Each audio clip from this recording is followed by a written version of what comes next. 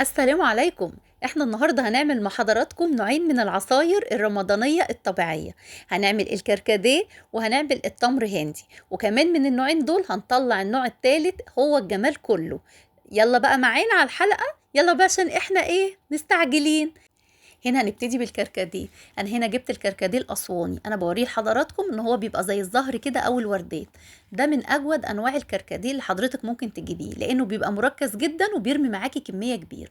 شطفته كويس جدا وبعد كده حطيته في بوله، وهنزل عليه ب2 لتر من الميه السخنه. حلو كده، هنركنه على جنب ممكن من 3 ل 4 ساعات.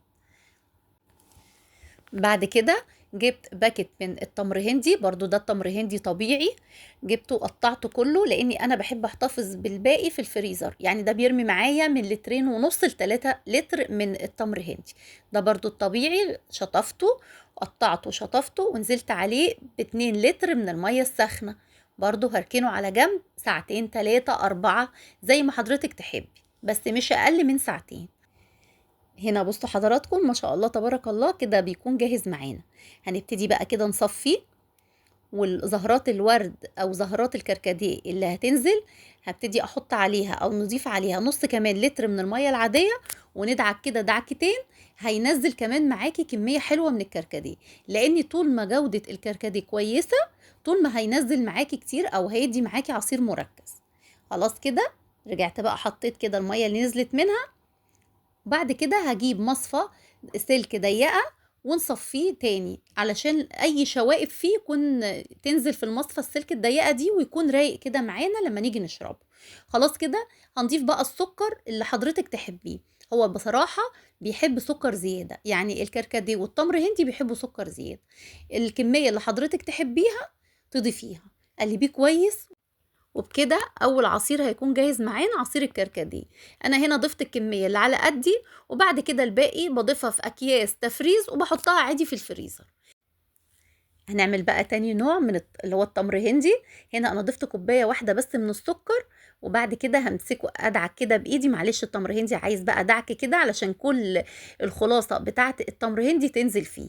حضرتك هتدعكيه كويس جدا، وبعد كده بقى هنبتدي نصفيه. برضو هنصفيه كده، وبرده مع الدعك المستمر عشان كل الخلاصة بتاعة التمر هندي تنزل مع حضرتك. دعكناه واحنا بنصفيه كويس جدا. خلاص كده، بعد كده برضو هننزل بمصفى تكون فتحاتها ضيقة او مصفى السلك الضيقة. خلاص، علشان برضو اي شوائب ويبقى رايق ويبقى معاكي في الشرب، يبقى رايق كده وما يبقاش فيه اي حتت. بتبقى حتت فيك في التمر هندي حتت صغيره كده ممكن تضايق حضرتك وانتي بتشربي. بصوا هنا كانت الكميه مركزه جدا. بضيف طبعا ميه، وبرجع بقى بالمصفى السلك اصفيه. وبرضو بضيف السكر. برضو هنا بيبقى معلش بيبقى محتاج سكر زيادة، التمر هندي بيبقى محتاج سكر زيادة زي ما قلت لحضراتكم. صفيته كويس جدا، انا ما بضربوش في الخلاط، انا بحبه كده زي اللي بتشتريه من الجاهز. ما بيضربوش في الخلاط، هو كده الطريقة زي ما حضرتك شايفاها.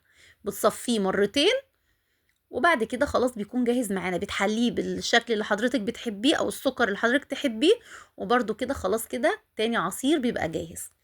تالت عصير بقى هو الجمال كله، اللي هو هو عصير العناب. عصير العناب لدرجة العذاب. العصير ده بجد نفسي تجربوه، او بتمنى تجربوه. بنعمله ازاي يا رودي؟ بنضيف نص كمية من الكركديه والنص الكمية التانية من التمر هندي، وتقلبيهم كويس جدا، وهيكون معاكي احلى عصير عناب. بصوا ما شاء الله تبارك الله، الكميه كانت كتيره جدا.